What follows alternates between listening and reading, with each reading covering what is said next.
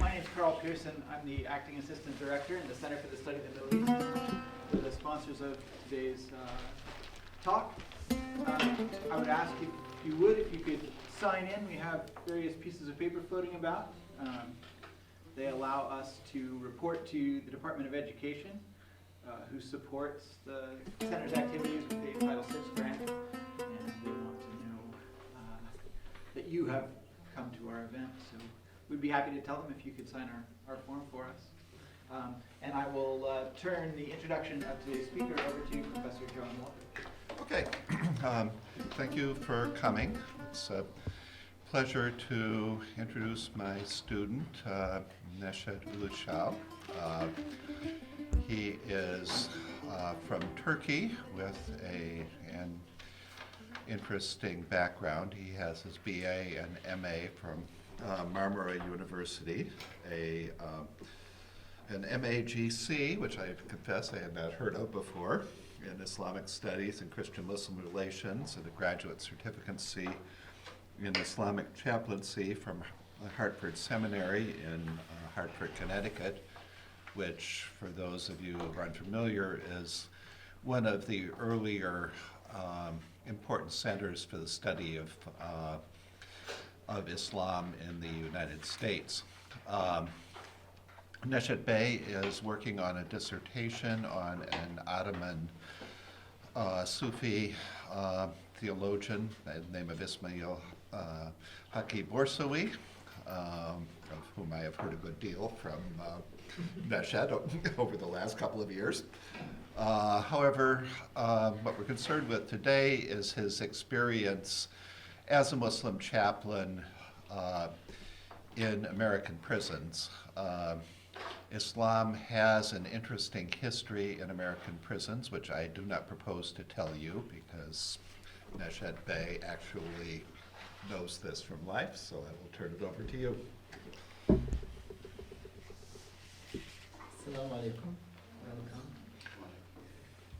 Thank you very much, Professor Albridge, and I appreciate the Center for the Study of the Middle East to invite me. Thank you very much for all of you.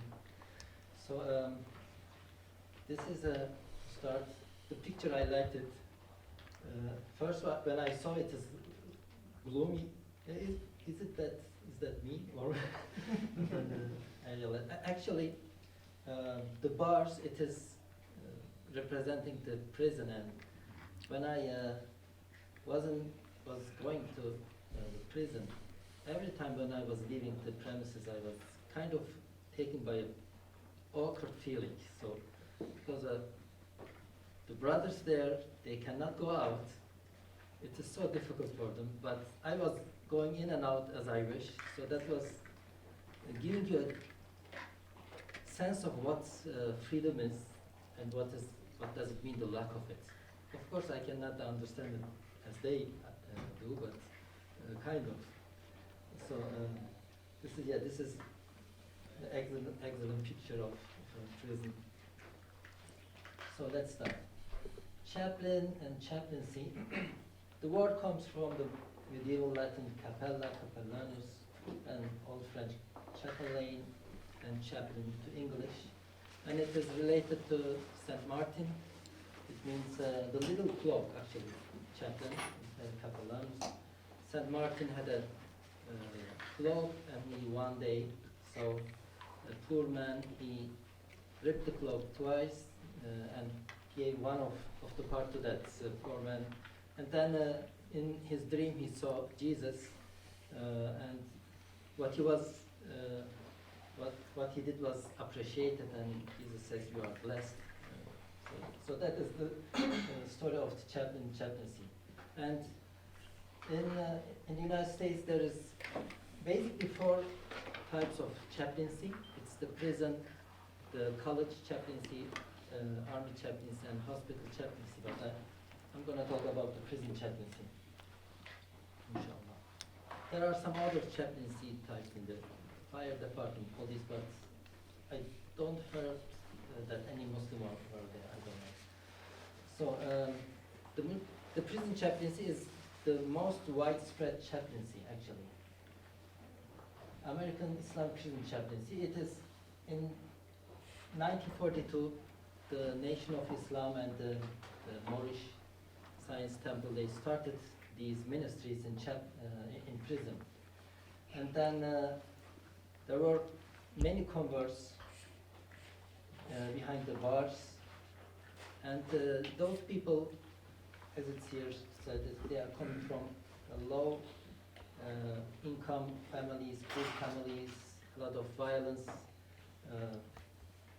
getting into trouble with the police and the law system. And that was actually the start, and it is, to some degree, it is the same. It doesn't change too much over the years. And here we have, when it comes to names, we have Malcolm X, very famous. He converted in the prison in the 40s, and then he stayed there. But afterwards, he went out of the prison. He became himself a minister in the Nation of Islam. Then he split after he had a visit to the Mecca, to the pilgrimage, and became more like Orthodox Islam. And that was afterwards. That was also after him. Elijah Muhammad's son, Varisuddin Muhammad, he brought the Nation of Islam to a kind of Orthodox Sunni Islam, actually. And then we have the Nation of Islam represented by the leader Luis Farrakhan, and Varisuddin Muhammad, he passed away. So this is basically American history in the prisons for the Muslims. And here I highlighted Malcolm X says, "I found Allah and the religion of Islam, and it completely transformed my life." And we will see more about this transformation.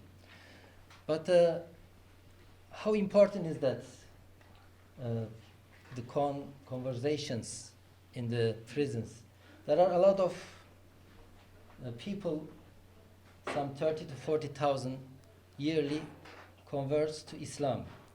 And it is the most rapidly growing religion in prison, as it is actually in the United States. And many of the people converted, they are African American, coming from African American background, most of them predominantly. And as I said, they are the social status is, as I said, yes. And they found in that way Islam in the prison. But it's not here, but for the numbers, there are approximately half of them, when they get out of the prison, they kind of turn to their previous life. Some of them, and this is an issue in the prison system, the re-entry issue, they come back. But for Muslims, the re-entry to the prison is kind of lower. It's lower, so they got more better adapted to their life afterwards. Okay. So there are, of course, debates about, do we need Islamic prison chaplaincy or not? Of course, Muslims say we need. This is from Canada, actually. They interviewed two prison chaplains. So they say, the overwhelming majority of Muslim inmates who I work with saw their religion as perhaps the most important part of their own transformation. So transformation, what happens there is that's transformation. They stop drinking, they quit drinking, lying, and try to be together. And don't forget that kind of security system in the prison is to be in a group. So the lonely wolf would not be so, being a lonely wolf not so good. So this is one reason, also a social reason, but also there are these spiritual needs. These are coming there, these people, and having time in the prison, a lot of time, as it's here said, prison can be very alienating, very lonely, and there is absolutely time to reflect on those really big questions like the meaning of life. So time is relative, and in the prison it goes slower, and people have not a lot of things to do.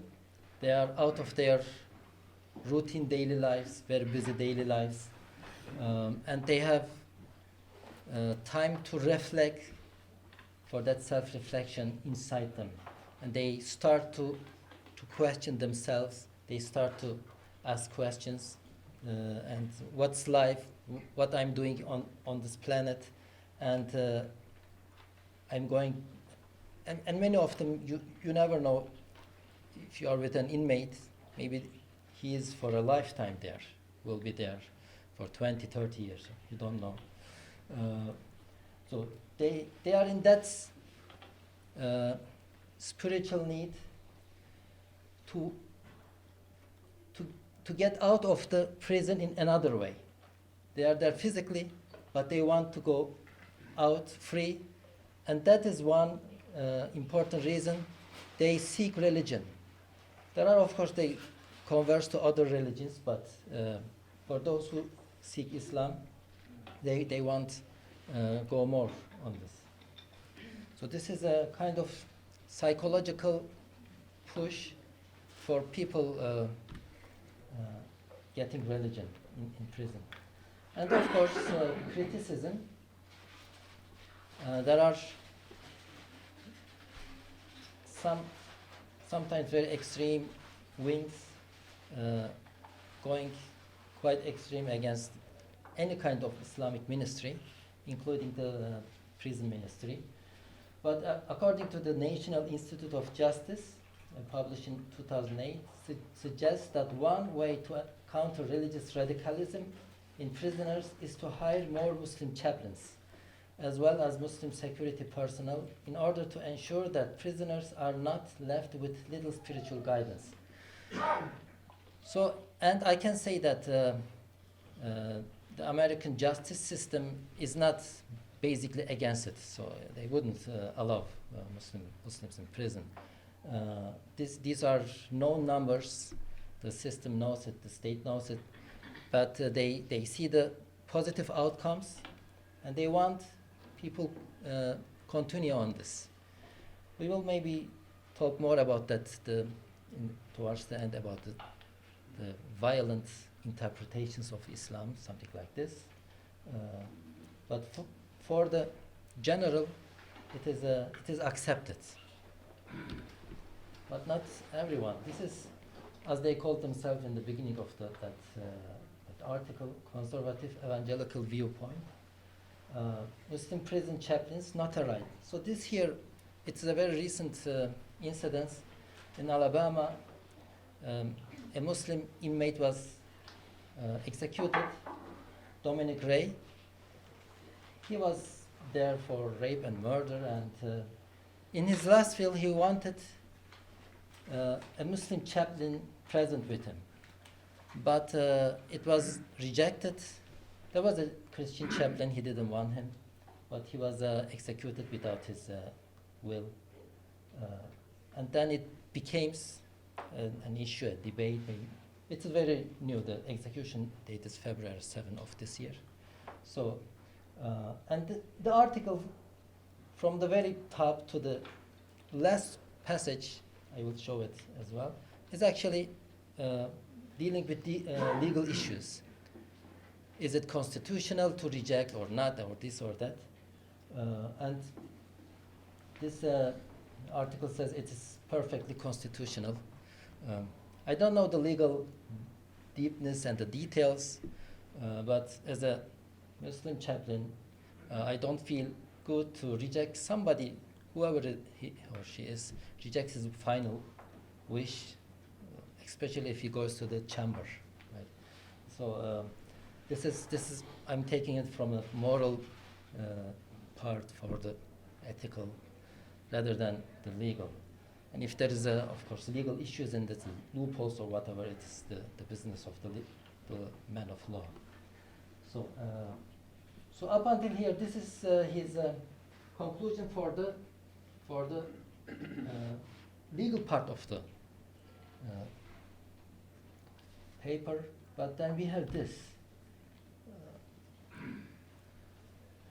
Starting, Islam is not a friend to Christian America, and then including their mentioning the Congresswoman, anti-Semitism, Palestine, and Muslim Brotherhood, and finishing up with the less Islam we have in America, the better. So, and I asked myself, what those things have to do with the poor guy's case. I mean, he just wanted an imam in his last minute, and then they take it here to very, very different things, touching to the nerves, some very sensitive words like anti-Semitism. Okay, even if those things are agreeable or not, I'm not discussing this, but this has nothing to do with Dominic Ray's case. The Muslim Brotherhood is in one corner. What does Dominic Ray have doing with Muslim Brotherhood? So that means actually this is put there to justify their extreme views on this issue. If somebody wants to discuss this in other context, it's okay. We can discuss. We can agree on something and disagree. But this is the milieu that the Muslim chaplains face. It is also in college chaplaincy